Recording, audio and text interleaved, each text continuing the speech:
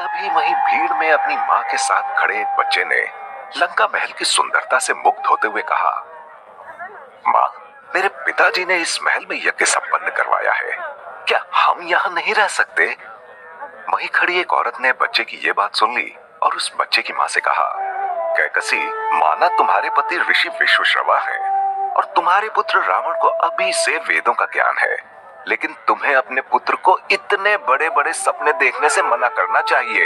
ये देवों की भूमि है, इसके बारे में ऐसा वैसा कुछ सोचना भी पाप है। हाँ। रावण की माता कैकसी एक अजीब तरह से मुस्कुराई और बोली, क्या ये भूमि वाकई देवों की है? और फिर अपने पुत्र रावण के समीप जाकर पूछी, लंका में रहने के लिए तुम क्या कर सकते हो पुत्र? रावण ने आत्मविश्वास के साथ कहा, कुछ भी कर सकता हूं माता। कैकसी ने गर्व से अपने पुत्र के सिर पर हाथ फेरा और उसे लेकर वो उस तरफ चली गई जहां यज्ञ अभी संपन्न हुआ था। वहां जो दृश्य कैकसी ने देखा, वो देखकर उसके चेहरे पर फिर से वही अजीब सी मुस्कान आ गई। उसने देखा कि ऋषि विश्वश्रवा महादेव और माता पार्वती के सामने खड़े थे। इस भव्य सोने की लंका में यज्ञ पूर्ण विधि विधान से संपन्न होने के बाद महादेव ने प्रसन्न होकर ऋषि विश्वश्रवा से कहा, मुनिवर, आपने देवी पार्वती की इच्छा अनुसार बनाई गई इस सोने की लंका में यह पूजन किया है। हम आपसे अति प्रसन्न हैं, तो आप जो चाहें हमसे मांग सकते हैं। महादेव की बात सुनकर विश्वश्रवा ने हाथ जोड़े और कुछ कहना चाहा कि तभी उनकी पत्नी कैकसी ने उनका हाथ पकड़ उनके कान में कुछ कहा। वो बात सुनते ही ऋषि विश्वश्रवा बोले, क्या ये तुम क्या कह रही हो? लगता है तुम्हारी मति भ्रष्ट हो चुकी है। नहीं, ये कदापि नहीं हो सकता। विश्वश्रवा ने कैकसी को समझाना चाहा, लेकिन कैकसी ने कुटिल हंसी के साथ कहा, जब स्वयं महादेव हमसे मनचाही वस्तु मांगने को कह रहे हैं तो इसमें संकोच कैसा? मैं तो कहती हूँ कि आपको इस अवसर का लाभ उठाना चाहिए। क्या आपको अपनी संतानों से कोई प्रेम नहीं? हाँ, क्या आप नहीं चाहते कि हमारी संतान इस राजनगरी में सुख चैन से रहे? कैकसी की बात सुनकर विश्वश्रवा बोले, मैं ऋषि हूँ, एक ब्राह्मण हूँ, और एक ब्राह्मण के पुत्र भला सोने की लंका का क्या करेंगे? मुझसे ये कार्य कदापि नहीं होगा कैकसी। उन दोनों की वार्तालाप सुनकर महादेव ने कहा, क्या बात है ऋषिवर, कोई दुविधा है? आप निसंकोच होकर अपने मन की बात कह सकते हैं। तभी पार्वती ने भी मुस्कुराते हुए कहा, आप इस समय महादेव के सामने खड़े हैं ऋषिवर, जो भी मांगना चाहते हैं वो निसंकोच मांगिए। ये सुनकर विश्वश्रवा कुछ कहते, उससे पहले उनकी पत्नी कैकसी ने कहा, संकोच है प्रभु, मुझे भय है कि जो वस्तु मैं आपसे मांगूंगी वो आप। कैकसी के इतना कहते ही महादेव के मुख पर क्रोध की छाया उभर आई। कैकसी, तुम्हारा कहने का तात्पर्य क्या है? यदि तुम ऐसा सोचती हो तो तुम अभी महादेव को नहीं जानती।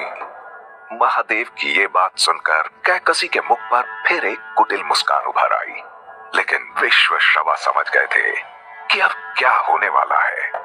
कैकसी बोली, मुझे दान में ये सोने की लंका चाहिए। कैकसी के ये शब्द चारों दिशाओं में गूंज उठे।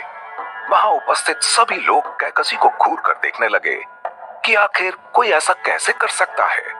देवी पार्वती को भी कैकसी पर बहुत क्रोध आया, लेकिन महादेव को चुप रहते देख उन्होंने कुछ नहीं कहा। चारों तरफ फैले इस सन्नाटे को देखकर बालक रावण बड़ी बेचैनी से अपनी माता कैकसी का पल्लू खींच रहा था। उसने अपनी माँ से पूछा, माता, लंका मुझे ऐसे नहीं चाहिए, ये छल है माँ, छल। कैकसी ने कहा, पुत्र, ये छल नहीं है, इसके पीछे कई वर्षों पुरानी एक कहानी है और समय आने पर तुझे तेरे सारे प्रश्नों के उत्तर मिल जाएंगे पुत्र। लेकिन इतना समझ ले कि ये जो कुछ भी मैं कर रही हूँ बस तेरे लिए कर रही हूँ। तभी रावण ने महादेव की तरफ देखा। उनके चेहरे पर शांति थी। महादेव के मुख पर कोई क्रोध नहीं आया, बल्कि उन्होंने मुस्कुराते हुए विश्वश्रवा और कैकसी को तथास्तु कह दिया। रावण ने महादेव के चेहरे पर एक हल्की सी मुस्कान भी देखी और उसके बाल मन में यह सवाल उठा, क्या शिव भी सच में यही चाहते थे? वो तो माता पार्वती की हर बात मानते हैं, और फिर माता पार्वती को रुष्ट करने का खतरा क्यों उठाया उन्होंने? इधर महादेव के मुख से तथास्तु सुनते ही कैकसी अत्यधिक प्रसन्न हो गई, लेकिन उसकी प्रसन्नता देखकर पार्वती ने क्रोधित होकर कहा, ये तो मेरा अपमान है महादेव। जिस सोने की लंका को मैंने अपने लिए बनवाया था वो इसने आपसे मांग लिया। इससे बड़ा अपमान तो हो ही नहीं सकता। विश्वश्रवा, कैसे ब्राह्मण हैं आप? मूक दर्शक बने खड़े हैं, कुछ नहीं बोल रहे हैं। इसका मतलब है कि आप अपनी पत्नी के इस दुस्साहस का समर्थन कर रहे हैं। पार्वती की ये बात सुन विश्वश्रवा आश्चर्यचकित रह गए, लेकिन वो कुछ बोल नहीं पाए। तब माता पार्वती ने गरजते हुए कहा, लोभी ब्राह्मण, आपको महादेव ने गृह प्रवेश का अनुष्ठान करवाने का अवसर क्या दिया कि आपकी आंखों से लालच टपकने लगा। मैं आपको श्राप देती हूँ कि आपने दक्षिणा में मेरे सपनों का स्वर्ण महल, मेरी सोने की लंका हासिल कर तो लिया है, लेकिन आप इसका सुख नहीं भोग पाओगे और यही लंका आपके और आपके संपूर्ण कुल के सर्वनाश का कारण बनेगी। ये मेरा श्राप है। ऐसा कहकर महादेव और पार्वती कैलाश पर चले गए। महादेव और पार्वती के जाते ही विश्वश्रवा कैकसी पर बड़े क्रोधित हुए। विश्वश्रवा ने बड़ी लाचारी के साथ कैकसी से कहा, ये हमारे हाथों तुमने क्या पाप करवा दिया कैकसी? तुम जानती भी हो इसका क्या परिणाम हो सकता है। हमारे कुल पर माता पार्वती का श्राप बहुत भारी पड़ेगा। कैकसी ने कहा, आप व्यर्थ चिंतित हो रहे हैं, ये भूमि तो हमेशा से मेरे पूर्वजों की। बस कैकसी बस। विश्वश्रवा ने कैकसी को बीच में रोकते हुए कहा, तुम मेरी पत्नी हो, हाँ, एक ब्राह्मण की पत्नी, लेकिन तुमने अपने असुरों वाला तेवर दिखा दिया। तुम मोह, माया, लालच और छल से ऊपर नहीं उठ पाई। और सच ही कहते थे मेरे पिता, में एक ब्राह्मण होकर एक असुर पुत्री से विवाह करना मेरी भूल ही थी। रावण बड़े ध्यान से अपने पिता की बातें सुन रहा था। उसे समझ ही नहीं आ रहा था कि असुर और ब्राह्मण वाली बात क्या थी। उसके पिता उसकी माता का इतना तिरस्कार क्यों कर रहे थे। उसने अपने पिता से कहा, पिताजी, माँ कहती हैं उन्होंने गलत नहीं किया। ऋषि विश्वश्रवा अपने बेटे के मुख से ये शब्द सुनकर और क्रोधित हो गए। उन्होंने गरजते हुए कहा, कैकसी, तुम राक्षस वंश की ही रही और मैं ब्राह्मण ही रहा, लेकिन हमारा ये पुत्र रावण, जिसकी रगों में दोनों का खून है, न जाने वो क्या बनकर सामने आएगा। अब और कुछ नहीं समझना मुझे कैकसी, मैंने निर्णय ले लिया है। रावण ने अपने पिता के मुंह से जो सुना था वो उसके लिए हृदय विदारक था। उससे इतना स्नेह करने वाले उसके पिता उसके अस्तित्व पर ये कैसा प्रश्न चिन्ह लगा रहे थे। इतना कहने के बाद विश्वश्रवा ने कैकसी और रावण से अपना मुंह फेर लिया। ऐसा लग रहा था जैसे जो बात वो कहने जा रहे थे वो कैकसी से नजरें मिलाकर कहने की उनकी हिम्मत नहीं थी। रावण और कैकसी दोनों विश्वश्रवा के निर्णय सुनाने का बड़ी बेसब्री से प्रतीक्षा करने लगे।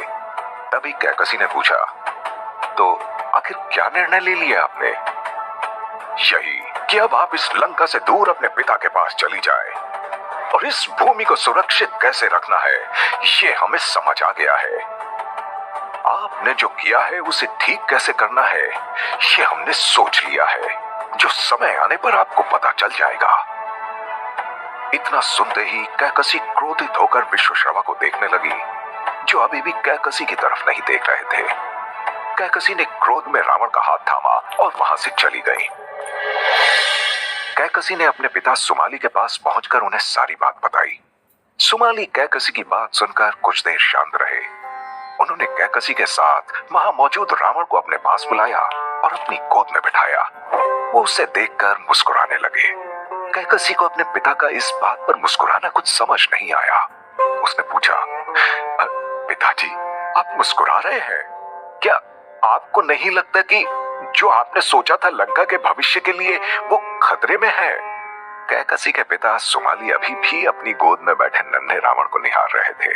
उन्होंने पूरे आत्मविश्वास के साथ कहा, तुम व्यर्थ चिंता कर रही हो पुत्री, जो होना है वो तो होकर रहेगा। लंका हमारी ही होगी। ये लाकर देगा हमें हमारी लंका वापस, तुम्हारा पुत्र रावण। कैकसी को अपने पिता सुमाली का इतना निश्चिंत होना समझ में नहीं आ रहा था। तभी रावण ने अपनी मां के चिंतित चेहरे को देखकर कहा, हाँ माँ, तुम चिंता मत करो, मैं लाकर दूंगा लंका तुम्हें। जहां कैकसी ये बात सुनकर हैरान थी, वहीं सुमाली रावण को देखकर ऐसे मुस्कुरा रहे थे जैसे उन्हें रावण के मुख से ऐसे ही शब्दों की उम्मीद थी। काल चक्र घूमता रहा, कई वर्ष बीत गए। अब ऋषि विश्वश्रवा के चारों पुत्र बड़े हो गए थे। वर्षों से ऋषि विश्वश्रवा ने लंका को शिव की अमानत समझकर खूब सहेज कर रखा था, और अब लंका का नया उत्तराधिकारी बनाने का समय भी आ गया। ऋषि विश्वश्रवा और कैकसी के 3 पुत्र थे। पहला रावण, दूसरा कुंभकर्ण और तीसरा विभीषण। और उनकी पहली पत्नी इलाविदा का पुत्र था कुबेर। क्योंकि इन सब में कुबेर सबसे बड़े थे, इसलिए विश्वश्रवा ने कुबेर को लंका का राज्य सिंहासन देने और उनका राज्य अभिषेक करने की ठान ली। इसका एक कारण यह भी था कि कैकसी के पुत्रों में से विभीषण को छोड़कर रावण और कुंभकर्ण में राक्षसी गुण भी थे, जो लंका का भविष्य अंधकारमय कर सकते थे। जब कैकसी को इस बात का पता चला, तो उसने तत्काल अपने पिता राक्षस सुमाली को बुलाया और कहा, पिताजी, आप कुछ भी कीजिए, लेकिन लंका नरेश तो मेरा पुत्र रावण ही बनेगा। हाँ, मैंने ये लंका इसलिए नहीं मांगी थी कि इसका राजा कुबेर बने, बल्कि इसलिए मांगी थी ताकि मेरा महाप्रतापी महाबलशाली पुत्र रावण इस लंका का राजा बने और राक्षस कुल को आगे बढ़ाए।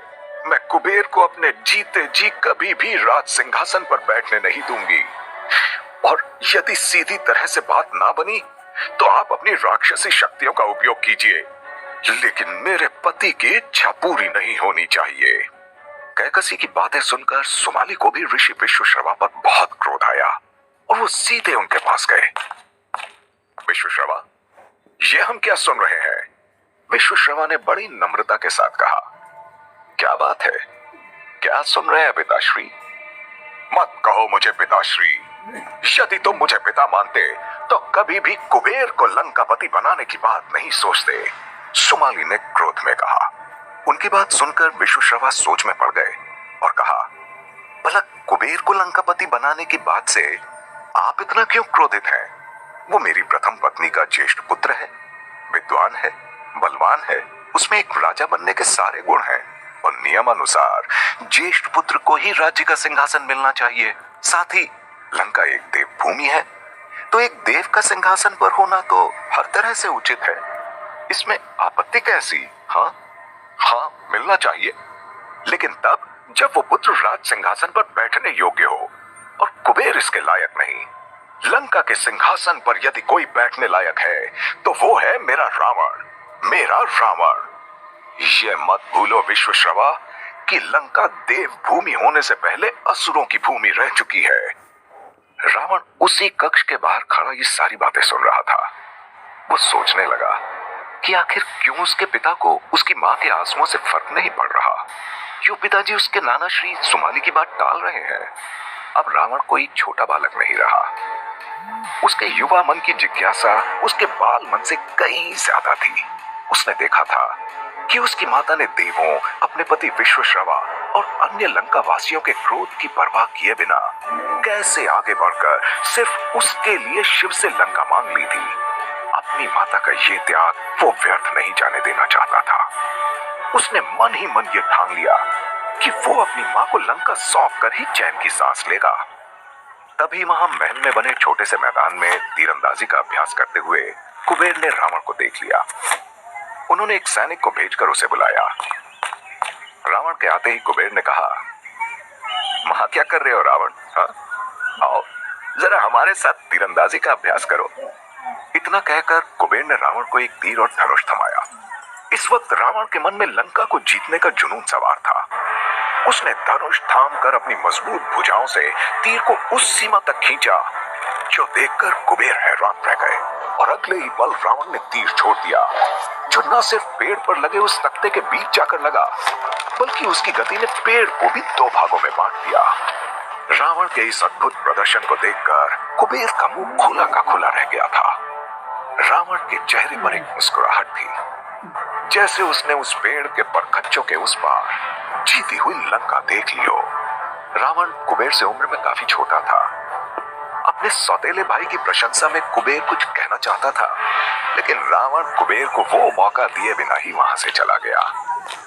उसी कक्ष की तरफ बढ़ने लगा जहां सुमाली और उसके पिता विश्वश्रवा बातचीत कर रहे थे। सुमाली की बातों का सम्मान करते हुए आखिरकार विश्वश्रवा ने कहा, ठीक है पिताश्री, अगर आपको लगता है कि मैंने इस भूमि के लिए सही राजा नहीं चुना और मैं अपने पुत्रों में भेदभाव कर रहा हूं, तो हम उन दोनों की एक परीक्षा ले लेते हैं। जो उसमें सफल हो गया वही योग्य है।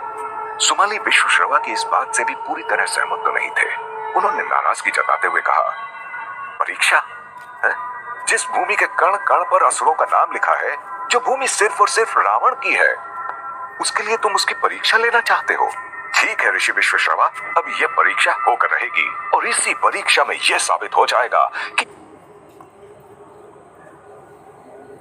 भूमि के सिंहासन के लिए अगर कोई योग्य है तो वो रावण है। इतना कहकर सुमाली क्रोधित होकर वहां से चले गए और ऋषि विश्वश्रवा चिंतित हो गए। सुमाली के उस कक्ष से बाहर निकलते ही उन्हें रावण उनकी तरफ आता हुआ दिखाई देता है। रावण के समीप आते ही सुमाली ने कहा, चलो रावण, तैयारी शुरू करते हैं। रावण ने पूछा, किस चीज की तैयारी नानाश्री? सुमाली ने जवाब दिया, लंका पर विजय पाने की। उसी दिन से रावण की हर अस्त्र शस्त्र की विद्या का अर्जन शुरू हो गया। जहां सुमाली में असुरों की भूमि को वापस पाने की धुन थी, वहीं रावण ने ठान ली थी कि वो अपनी मां के कदमों में लंका रखना चाहता है। कई दिनों तक सुमाली ने इसी तरह से रावण को इस ब्रह्मांड की हर उस विद्या का ज्ञानी बनाया जिसकी परीक्षा ऋषि विश्वश्रवा ले सकते थे। एक दिन रावण को लंका से संदेश मिला कि उसे अपने पिता विश्वश्रवा के समक्ष उपस्थित होना है। रावण अपने शस्त्र लेकर अपने नाना सुमाली के साथ अपने पिता के आश्रम के लिए निकल पड़ा। लंका के महल के मुख्य द्वार के सामने जाते हुए उसने कुछ पल उस द्वार को देखा और मनी मन कहा, अब ज्यादा समय नहीं है इस बात में जब हम इस द्वार से विजय की शोभा यात्रा के साथ बाहर निकलेंगे और मेरी मां के कदमों में लंका होगी। इतना कहकर वो आगे बढ़ा और विश्वश्रवा के आश्रम पहुंच गया जहां कुबेर और उसके पिता दोनों थे।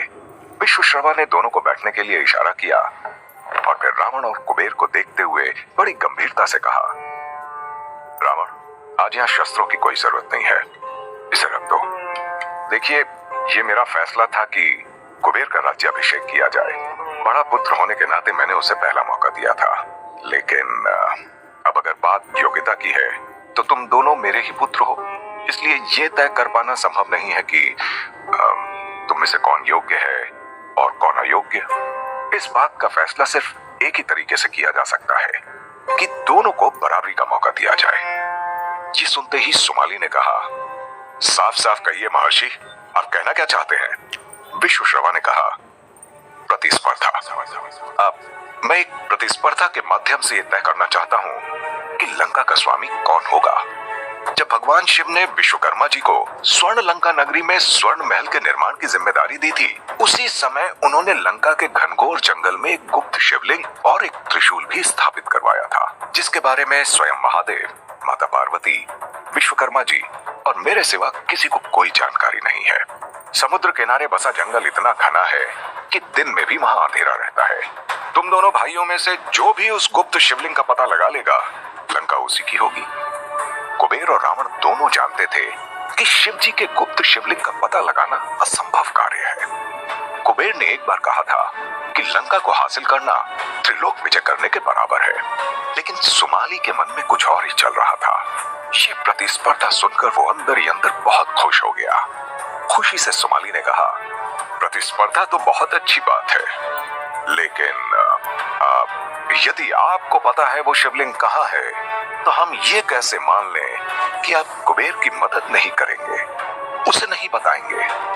विश्वश्रवा ने जवाब में कहा, मैं वचन देता हूं आदरणीय, प्रतिस्पर्धा शुरू होने के बाद जब तक इसका परिणाम नहीं आ जाता, मैं एक भी शब्द नहीं बोलूंगा, मौन रहूंगा। लेकिन इस प्रतिस्पर्धा की 4 शर्तें हैं। पहली शर्त यह है कि गुप्त शिवलिंग की तलाश करने में किसी भी स्त्री की सहायता नहीं ली जा सकेगी, क्योंकि उस पवित्र गुप्त शिवलिंग के दर्शन का अधिकार सिर्फ एक ही स्त्री को प्राप्त है, और वो स्त्री स्वयं माता पार्वती है। दूसरी शर्त ये कि कल सूर्यास्त से पूर्व ही उस शिवलिंग के तलाश का कार्य पूर्ण करना होगा। और तीसरी शर्त है कि शिवलिंग के तलाश के दौरान दोनों भाइयों में किसी भी प्रकार की लड़ाई नहीं होनी चाहिए और छल नहीं होना चाहिए। सुमाली ने पूछा, और चौथी शर्त क्या है? विश्वश्रवा ने जवाब दिया, यह अभी नहीं बताई जाएगी। चौथी और आखिरी शर्त शिवलिंग स्थल पर उसी प्रतिभागी को बताई जाएगी जो गुप्त शिवलिंग को अपनी मेहनत और ईमानदारी के बल पर ढूंढ लेगा। सुमाली ने तुरंत कहा, और मेरी भी एक शर्त है, रावण के जीतने पर आप खुशी खुशी उसे स्वीकार करेंगे और उसका राज तिलक करेंगे। विश्वश्रवा ने कहा, वचन देता हूं, लेकिन कुबेर जीता तो आप। विश्वश्रवा की बात पूरी होने से पहले ही सुमाली ने बड़े ही आत्मविश्वास के साथ कहा, सिर्फ रावण ही जीतेगा। चलो रावण। सूरज डूबने ही वाला था और गुप्त शिवलिंग की तलाश के लिए दोनों भाइयों के पास एक पूरी रात और एक पूरे दिन का समय था। दोनों भाइयों ने अपने पिता के चरण स्पर्श किए और गुप्त शिवलिंग की तलाश में निकल पड़े। अपने आश्रम पहुंचकर रावण नाना सुमाली से आशीर्वाद लेने गया तो सुमाली बोला, बेटा रावण, तुमने जितना समय इस जंगल में बिताया है ना, उतना कुबेर ने नहीं। इस प्रतिस्पर्धा में बुद्धि का इस्तेमाल करो, बुद्धि का, बल का नहीं। जाओ, सभी जानवरों से बात करो और उन्हें सुबह होने से पहले शिवलिंग खोजने के लिए बोलो। और याद रखना, शिवलिंग वहीं होगा जहां जल होगा या जहां ठंडक होगी। रावण ने कहा, नाना श्री, आप मुझे आशीर्वाद दीजिए। सुमाली ने कहा, बस याद रखना रावण, जो तुम आज हासिल करने जा रहे हो ना, वो हमेशा से हमारा था, जिस पर सिर्फ तुम्हारा हक है। तो ये तुम्हारे लिए तुम्हारे हक की लड़ाई है। विजयी भव। रावण को अपने नाना का सुझाव बहुत अच्छा लगा और नाना श्री का आशीर्वाद प्राप्त करके वो घने जंगल में चला गया। रात के समय रावण पूरे आत्मविश्वास के साथ आगे बढ़ रहा था। वो जंगल से बहुत अच्छे से परिचित था, क्योंकि अपने खाली समय में एकांतवास के लिए रावण वीणा के साथ अक्सर जंगल में आता था और उसकी मधुर वीणा ध्वनि से सारे जंगली आते थे। और फिर धीरे धीरे रावण ने जानवरों के साथ रहते हुए उनसे बात करना भी सीख लिया था। रावण को रात में देख हिरणों की रानी उसके पास आई और बोली, क्या बात है, आज आप रात में? रावण ने जवाब दिया, हाँ, शिवलिंग की तलाश में हूं, जो इसी जंगल में कहीं है। हिरनी ने कहा, तो हम क्या मदद कर सकते हैं आपकी? तब तक और भी कई जानवर आ गए थे। रावण ने सबसे कहा, नहीं नहीं, मुझे किसी से किसी भी तरह की मदद नहीं चाहिए। मैं इतना कमजोर नहीं हूं जो ईमानदारी से एक प्रतिस्पर्धा भी न जीत सकूं। जाइए, आप सब जाइए। रावण की यह बात सुनकर सारे जानवर वहां से चले गए। रावण भी घनघोर अंधेरे में आगे बढ़ते हुए नदी की तरफ जा रहा था। दूसरी तरफ कुबेर समुद्री छोर से जंगल के अंदर दाखिल हुआ। कुबेर जंगल से इतना परिचित नहीं था। उसे जंगली जानवरों और मायावी शक्तियों का भय भी था। कुबेर धीरे धीरे जंगल में अंदर जा रहा था। घनघोर रात में जानवरों की आवाजों के बीच वो आगे बढ़ रहा था। काफी आगे जाने के बाद भी कुबेर को समझ नहीं आया कि आखिर जंगल में किस तरफ जाए। काफी अंदर आने के बाद जब उसे प्यास लगी तो नदी की आवाज के पीछे वो नदी तक पहुंच गया। कुबेर ने जैसे ही नदी का पानी पीने के लिए पानी अपने हाथों में लिया, उसे नदी के अंदर से चमकती हुई रोशनी दिखाई दी। ये रोशनी देख अचानक उसे अपने पिता की बात याद आई। कुबेर ने खुद से कहा, पिताश्री ने कहा था शिवलिंग और त्रिशूल की स्थापना की गई है, यानी इस अंधेरी रात में जरूर त्रिशूल की चमक दिखाई देगी और फिर ये दिन में ना दिखाई दे। इतना सोचते ही कुबेर के मन में एक और ख्याल आया, क्यों ना मैं ब्रह्मा जी से प्राप्त पुष्पक विमान में बैठकर ढूंढूं। हाँ, जंगल के ऊपर से त्रिशूल की रोशनी जरूर दिख जाएगी। ये सोचते ही कुबेर ने जंगल के खाली जगह में जाकर अपने मन से पुष्पक विमान याद किया और उसे यहाँ उतरने का आदेश दिया। कुछ ही क्षण में रत्नाभूषणों से सुसज्जित पुष्पक विमान वहां आ गया। कुबेर ने सोचा कि रात भर पुष्पक विमान से पूरे जंगल के ऊपर ऊपर घूमकर गुप्त शिवलिंग की तलाश की जाएगी। उधर दूसरी तरफ रावण नदी के सहारे आगे बढ़ रहा था। उसने किसी की मदद के बिना ही शिवलिंग खोजने का फैसला किया था, क्योंकि उसे अपने आप पर और अपनी साधनाओं पर घोर विश्वास था। आगे बढ़ते हुए उसे एक ऐसी जगह मिली जहां से नदी से अलग होकर कई धाराएं एक पर्वत पर ऊपर की तरफ जा रही थी। रावण ने खुद से कहा, हो ना हो जरूर ये जल शिवलिंग तक जा रहा होगा। कुछ ही कदमों में पर्वत पर चढ़ते हुए रावण ने देखा वहां आसपास शिवलिंग जैसा कुछ भी नहीं था। वो आगे जाने लगा। इधर कुबेर पुष्पक विमान लेकर घने जंगल के समुद्री किनारे के ऊपर उड़ान भर रहा था। ऊपर से वो अपनी नजर जंगल के पेड़ों के झुरमुट पर गड़ाए बैठा था। उसे इस बात का डर था कि कहीं इस बात का पता रावण को ना चल जाए कि वो पुष्पक विमान लेकर शिवलिंग ढूंढ रहा है। इसलिए वो बहुत ऊंचा नहीं उड़ रहा था, वो पेड़ों की ऊंचाई पर उड़ान भर रहा था। थोड़ा आगे जाते ही उसे एक तेज रोशनी दिखाई दी। वो उत्साह के साथ तुरंत उसके करीब ये देखने गया कि क्या ये वही रोशनी है जिसकी वो तलाश कर रहा था। वो जब करीब आया तो उसने देखा ये कुछ और नहीं बल्कि उसी त्रिशूल से निकलने वाली रोशनी थी जिसे वो ढूंढ रहा था। और उसी त्रिशूल के बगल में साक्षात शिवलिंग स्थापित था। महाज्ञानी, महापंडित, महाबलशाली, शिव का सबसे बड़ा भक्त वो रावण था। वो अगर इस दुनिया में ना होता तो मर्यादा पुरुषोत्तम राम और भगवान कृष्ण का वजूद ना होता। वो अगर नहीं होता तो राम के भाई लक्ष्मण को गुरु ज्ञान कौन देता? उसे लंकेश कहें या दशानन या त्रिलोक विजेता, वो तो था अपनी दुनिया का सबसे बड़ा नायक। लेकिन वक्त ने उसे बना दिया दुनिया का सबसे बड़ा खलनायक।